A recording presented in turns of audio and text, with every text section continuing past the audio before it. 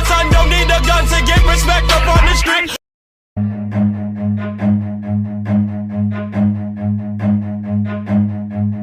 Run.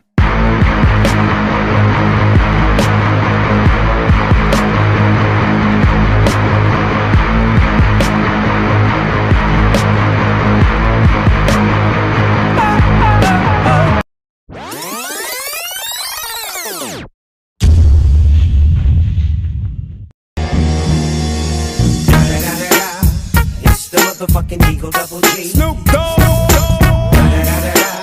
You know I'm mobbing with the D.R.